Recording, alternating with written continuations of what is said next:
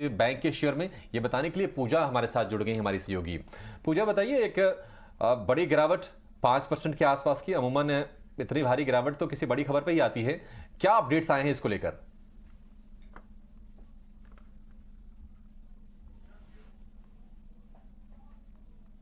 पूजा पूजा जी, HDFC bank और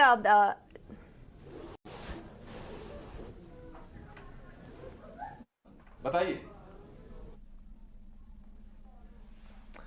पूजा तक शायद हमारी आवाज नहीं पहुंच पा रही है, फिर से जोड़ने की कोशिश करेंगे, कुछ तकनीकी दिक्कत हो सकती है।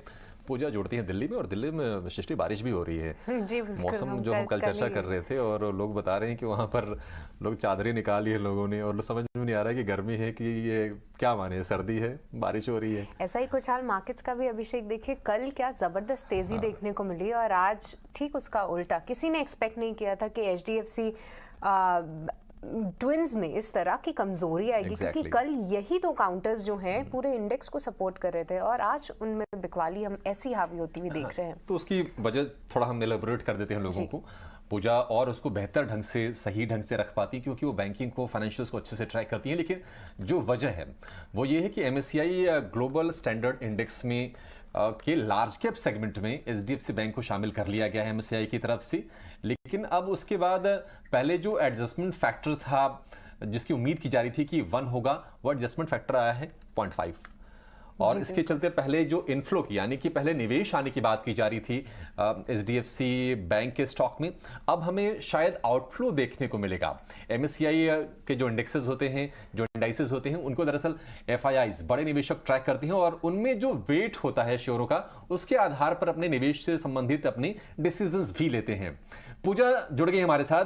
पूजा बताइए, थोड़ा सा आप और इसको विस्तार से समझाइए कि आखिर क्या ये ओवर रिएक्शन है, या फिर जो गिरावट आ रही है शेयर में, ये वाकई ये जस्टिफाइड है? बिल्कुल, एचडीएफसी और एचडीएफसी बैंक में ये जो एमएससीआई एडजस्टमेंट की खबर आ रही है, इसमें काफी सारे एनालिस्ट का कहना है कि एक टेक्निकल एडजस्टमेंट है, वैसे कोई बड़ी दिक्कत नहीं है। लेकिन एक बड़ा जो इन्फ्लो की बात कर रहे थे, जैसा कि आप बता भी रहे थे, उतना नहीं हो पाएगा। अब पूरी खबर पहले आपको समझा देते हैं। यहाँ पर एमएससीआई ग्लोबल इंडेक्स में लार्ज कैप में एचडीएफसी बैंक शामिल होगा, जिसमें कि एक के अनुमान के मुकाबले अब 0.5 का एडजस्टमेंट फैक्टर आ चुका है। अब इससे सीधा सीधा मैंने लगाइए कि पहले एफआईआई अगर एक के एडजस्टमेंट फैक्टर पे आते तो ज्यादा निवेश हो रहा था, 18% की गुंजाइश यहां पर एफआईएस के निवेश की बताई जा रही थी।